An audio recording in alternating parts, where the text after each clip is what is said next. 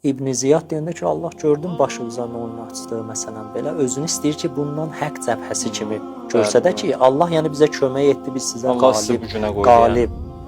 Diqqət etsiniz, bu şeytanın bu cür nə vəsvəsələri, şeytanın bu cür məktəbinin o ideoloji tərəfi var, əqidəvi tərəfi var, mədəniyyət tərəfi var ki, bunun şeytani bir mədəniyyətdir, şeytani bir əqidədir. Çünki bu Muaviyə deyirdi ki, mən neyniyim axı, Allah bu xəlifəli libasını deyir mənim yəni bir növ cəbrə qaili idi.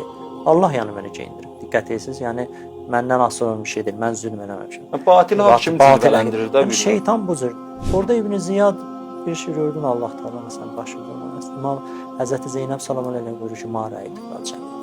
Mən gözəllikdən başqa bir şey görmədim. Amma daha dəqiq desək, Cəmal demir, Cəmil deyir. Yəni Cəmil Allahın öz sifətidir. Sən Allahın özündən Allahdan başqa bir şey görmədin. Yalnız onun rizayətidir. Yəni bizim gördüyümüz iş bizə elə Allahda fani elib, Allahın qapısındayıq. Biz zərrə, bizim nə gördüyümüz bir işdə bir xələl yoxdur. Allahın əmrinə bir zərrə xilaf bir iş görməmişik ki, Allahla bizim aramızda bir hicab olsun. Mən deyir Cəmilin özünü görmüşəm.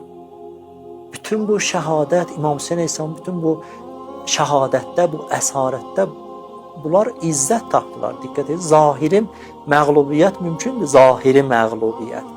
Amma bunlar buna diqqət eləmirdilər ki, biz zahir yox, o etiqadat, Əhl-i Beyt və bütün peyğəmbərlərin, bütün ilahi kitabların batinini biz zuhura gətirdik bu Aşurada.